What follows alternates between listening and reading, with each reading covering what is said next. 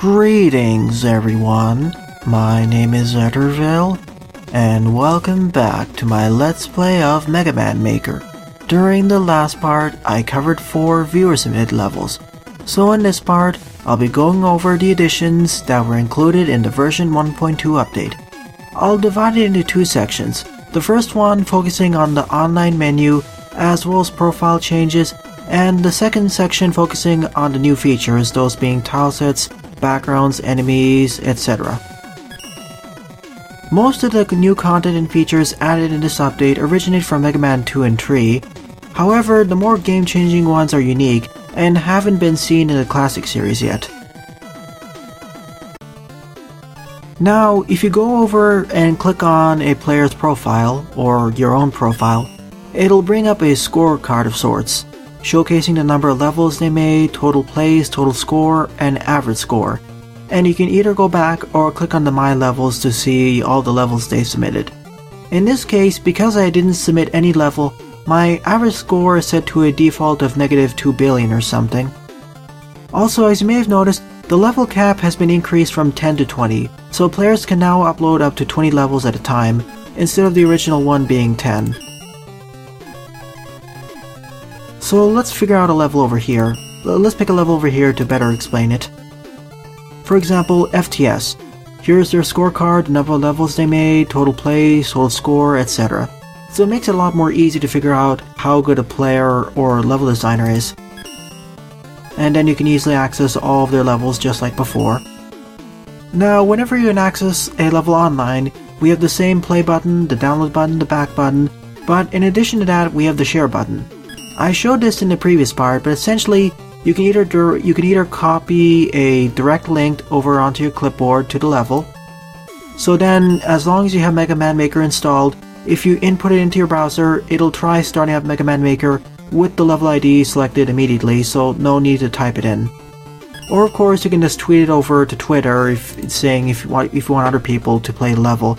I've seen a bunch of people do that already, so that's going to work wonders if I want to pick levels to play from Twitter, which I will do in 2 or 3 parts, depending on the number of viewer-submitted levels. So that's a definite plus. Making levels even more easy to share is a definite plus, especially with the large deluge of levels that are submitted to Mega Man Maker servers on a daily basis, or on a minute-to-minute basis actually. Also, the changelog will be displayed in-game whenever a new version is available. I updated it off-screen so you won't see it. The last addition to the online menu is a consolidation of the Find Levels menu. Before, once you clicked Find Levels, you would either need to go over and search by section, or search by name in a separate menu, or click on a MISC menu if you want to search by ID, or search by random levels. Now that's not necessary. Once you click on the Find Level option, all of these options are integrated into one screen, which is a major plus and is a lot less confusing. We can either sort by newest, most popular, oldest, best rating, worst rating, most played, least played, and newest of course. So it's a definite plus in that regard. We can also search by search term over here. Let's search for example, bubble. So we got all of the stages with bubble. Plus we can also cancel search if we want to revert back to normal. However, if we click back on the search option, it'll still remember what search term we used last, which is also a major plus because before, it'd forget it. The same holds true if you search by ID, like over here. Like if I were to search for 1, 2, 3, 4, 5, 6, and we have this level over here, if I click on back or escape for whatever reason and click on level ID again, the level ID still persists, so another major plus. And of course we have the random button option, which apparently, even though it's better placed, the server still has issues when trying to search for random levels. Well, it worked this time even though it errored out there, so that's at least a minor plus there. So that's the additions to the search level options, or find levels option online, which I agree was one of the major issues in terms of UI design back in the previous versions, so I'm quite happy to see that the developers revamped it into one screen. With the profile and online menu changes out of the way, it's time to take a look at what you're all probably waiting for, that being all the new content pieces added to the level editor. Let's start out with the new tiles. We have the tiles from Mega Man 2's Wily Stages 1, 2, 4, and 6, as well as Wily Stages 1, 2, and 3 from Mega Man 3, so that's a plus in terms of the fortress front. Also, for backgrounds, we have Wily Stages 1, 4, and 6 from Mega Man 2, as well as the background for Magnet Man and Wily Stage 3 from Mega Man 3. Both of the backgrounds. And this will work in nicely with some of the new additions as well, specifically in terms of enemies and gimmicks. So let's take a look at the new enemies. As I just mentioned, all of the new enemies and gimmicks are from Mega Man 2 and 3, same with tile sets and backgrounds. Thankfully they're added in order, so there are only 4 new enemies added from Mega Man 2, those being the Flyboy, the Flyboy Spawner, the Fan Fiend. This will be awesome for an Airman recreation, especially because of how far they can push you forwards and backwards, as well as the Shrinks. Unfortunately, we don't have the Lanternfish mini-boss yet. They can swim above water though, on land, so they have jet engines. Nice fact that the description of this enemy is pointing it out. All of the descriptions of each enemy are pretty entertaining, while still explaining how each of these enemies works. Although for more difficult or more complicated enemies, we're probably going to have a scroll bar for the enemy descriptions, or shrink the text. I think the former will be done. For Mega Man 3, we have a lot more enemies added. Those being the Kumasaburo, aka the Top Generators, the Hari Harrys, aka the Needle Hogs, the Cannons, well, the Simple Cannons, the Walking Bombs. Although, from what I've seen, they act a bit differently than what they did originally. Originally, they exploded for a lot longer, but here, the explosion duration and range, it has been nerfed, so it's a lot less dangerous compared to, for example, Magmal 1 and Magmal 2's variation. We also have the Gyurabo, however you pronounce it, aka the Missile Launcher Fish. We have the Yambo, aka the Flies, the Magflies, which is what I was alluding to with the Magnet Man background. And they actually have some unique properties which I will showcase. The fact that you can actually control your position with the directional keys, whereas before you couldn't control your position, they would always just pull you upwards in the original Magnet Man stages. As well as a new mini-boss, the Tama, aka the Bulky Cat. Although it seems to be kind of weaker than the Hot Dog, unfortunately. It could do with some buffs to its main health counter, but I suppose it's trying to be accurate to the original game, so there's that. It'll go in nicely with the Hot Dog, as well as the Power Muscler, so it'll be the third mini-boss added. Eventually, when there are more mini-bosses added, I would like there to be a separate menu specifically dedicated to mini-bosses. Speaking of which, we have Bubble Man and Woodman added, which will actually go nicely with one of the new special weapons added. Having more bosses is always a plus. And on the Mega Man 3 front, we have Magnet Man and Hard Man added. This will go nicely because we actually have the Magnet Missile as well as the Hard Knuckle to go with these bosses. Too bad we don't have the Spark Shot yet, but we have Top Spin. I would like there to be a parity between the bosses and special weapons gotten, but I suppose the special weapons are modified anyway, quite modified from the bosses, so it doesn't matter as much. Still, the Magnet Man changes combined with the Magnet tile set, the Magnet background, the Magflies, and a certain other gimmick coming up are pretty nice. In terms of level objects slash gimmicks added, we have the pressers or crushers from Metal Man. However, here the chain is harmless. Before in Mega Man 2, Metal Man's crusher or press, the chain was damaging due to limitations. Here it isn't. And we also have the crash lifts, which means that we can finally make a rendition of Crash Man stage. So we can now also make a rendition of Metal Man stage with a combination of the presses, as well as the conveyor belts. In terms of gimmicks, we now have the Wanans, aka Chompers, as well as the Magnets. So like I was referring to, because we have Magnet Man, the Magnet tile set, the Magnet background, the Magnet Missile, as well as the Magnet gimmick, we can now make a fully Magnet Man rendition. Oh, and I can't forget about Magflies as well. so we can now make a better remix of Magnet Man stage, so major props to the developers for that. So now let's take a look at the new weaponry. We have the air shooter, as well as the leaf shield, although the leaf shield has been buffed a bit to be a bit better. Now the only special weapons that we're missing from Mega Man 2 are the Time Stopper from Flashman, as well as the Bubble Lead from Bubble Man. After all, we have Bubble Man, so we might as well have the Bubble Lead. Although we don't have invisible blocks in this engine, so part of the Bubble Lead's utility has been kind of nerfed in that regard. Maybe buffing the Bubble Lead's damage would be useful there, as a floor-falling weapon. That way it can compete with the Surge Snake or something. And in Mega Man 3 we have the Gemini Laser, although it's buffed because it lags less and it's a bit more powerful. Yep, we actually have the Brick Drop, well, tentatively called the Brick Drop, from Mega Man 11. It has a question mark over there because the full feature set of the weapon hasn't been set out yet. All details of this weapon kind of have been based off of the trailer's usage of it, the Mega Man 11 trailer. So this weapon will probably be changed when Mega Man 11 has been officially released. After all, from what's been hinted about this weapon, the Brick Drop can be charged up to be a lot more powerful, whereas in this engine, it cannot be charged up at all. It's still really useful though because it fires the bricks from the top of the screen downwards, so you can more easily hit enemies who are just above you if you're careful.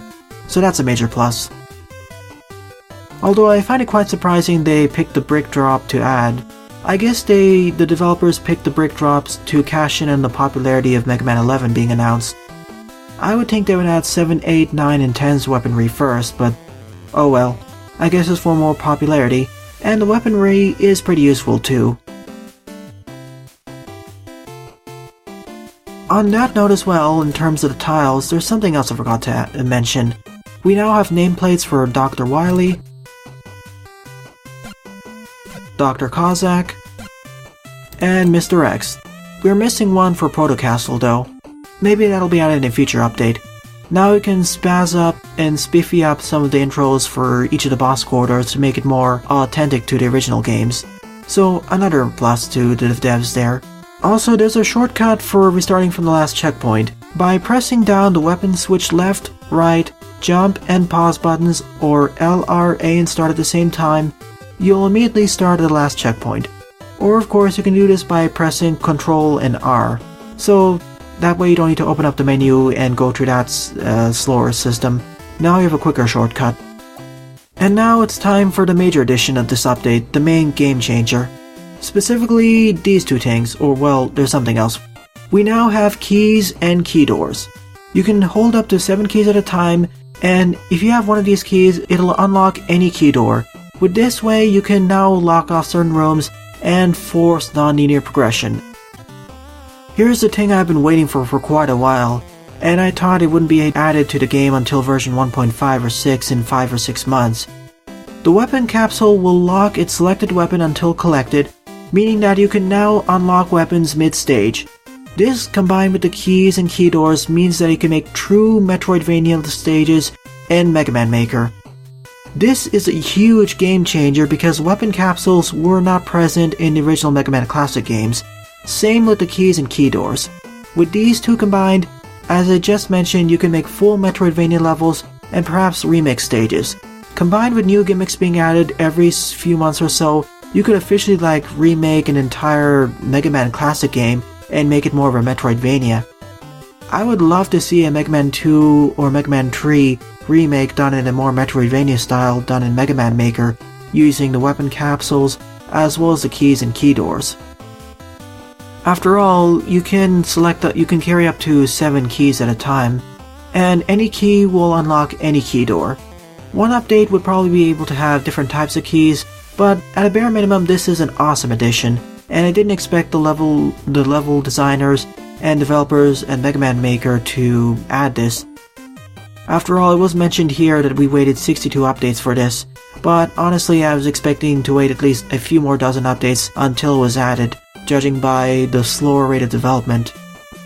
But the Mega Man Maker development team has been picking up steam so often, and they have semi-regular substantial updates, so that's a major plus. And because of these two additions, the key doors, keys, and weapon capsules, this is the main reason why version 1.2 is my favorite update. Version 1.1 was also a major improvement in terms of new content, as well as improvements to the engine's efficiency and large levels not lagging as much. But this will fundamentally change what new levels you can add, as well as enforce more non-linearity to stages. The only way this can be made better would be to have multiple bosses in stages, or be able to make bosses be able to drop weapon capsules upon defeat. That way you can officially make a Mega Man Metroidvania with bosses dropping pickups. Honestly, having boss doors being able to be locked by bosses and being unlocked upon being defeated would be a next best update for me to make it more of a Metroidvania. Before I end off this part, I'd like to showcase a simple level I made that showcases several of the major updates that were added. It's a pretty short level just to showcase how things are going and how these Metroidvania ideas could be advanced further. So we have the air shooter, Gemini laser, leaf shield, item 1, item 2, and item 3.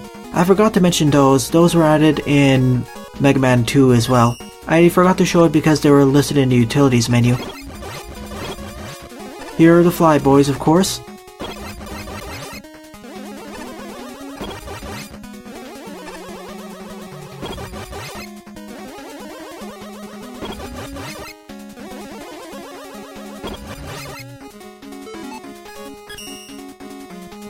Just like before, the air shooter just dissipates them.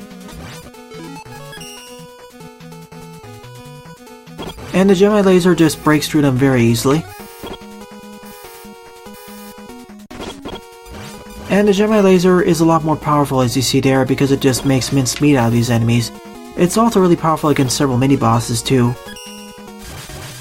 As you can see here, the leaf shield will always maintain itself as long as I don't move around. Because once I move around to the right or left, it'll throw the leaf shield around. However, if I spawn the leaf shield while running in one direction and keep running in that direction, it'll still maintain itself. But once I switch direction, it'll dissipate. Here's the trusty item 1, creating platforms that slowly float upwards. Here are the crashlets. And here's a key floating right over there. Here's picking up a weapon capsule for item 3. Once you pick up an item capsule or weapon capsule, it'll immediately switch you over to a new weapon at full energy. In this case, item 3, which I feel was underutilized in Mega Man 2.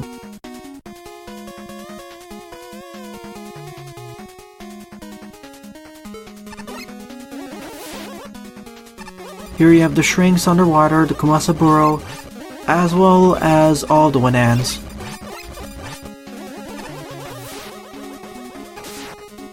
Here's the Magfly. Here's me failing at using the Magfly. As you can see here, I can actually control what height I'm at. So it's really useful in that regard. And you can see a bunch of challenges being made where you have to guide Mega Man up and down to avoid impaling yourself on spikes or knocking yourself onto a wall and falling out of the magnetic attraction of the Magfly. Here's a boss fight against the Tama over there. It drops all these yarn balls, and after it fires all the yarn balls, it'll try firing all these fleas at you. But as I just showcased here, it's not as durable as you usually expect it to be. Here's me fighting it Buster only.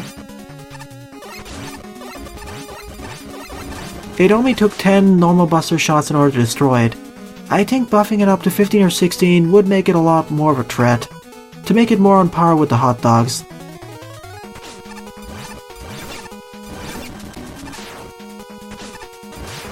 As you see over there, the walking bomb just blew up over there. The explosion radius can hurt you, but the explosion radius lasts for much shorter than the original version, and the radius is smaller too. So it's a lot easier in that regard.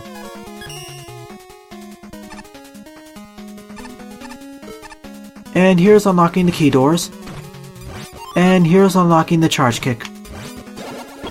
Here's what I was referring to in terms of Metroidvania design. Normally you can't access this area without using the charge kick because the normal slide won't take you far enough and you fall in here. But using the charge kick you can make your way across.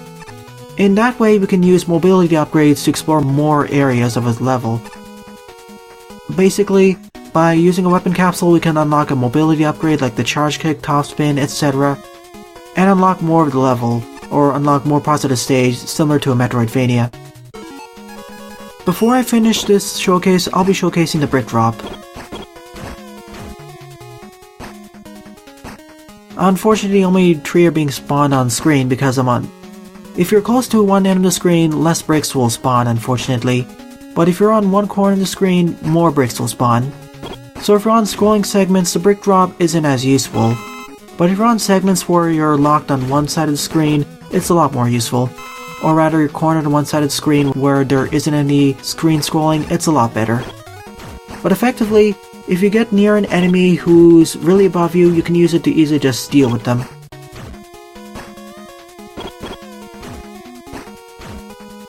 So that was my showcase of most of the major updates added in version 1.2. Once again, I reiterate my earlier statement that this is my favorite update of Mega Man Maker so far. Adding the keys, key doors, and weapon capsules open up a whole slew of new opportunities for Metroidvania design, as well as non-linear design in general. I'm really proud of how far the Mega Man Maker team has progressed. I was getting quite worried before version 1.1 that they weren't progressing enough, and they vanished and didn't give enough content updates. But after version 1.1, I feel they're on a great track. As long as they add new pieces of content every so often on a semi-regular basis, Mega Man Maker has quite a bright future.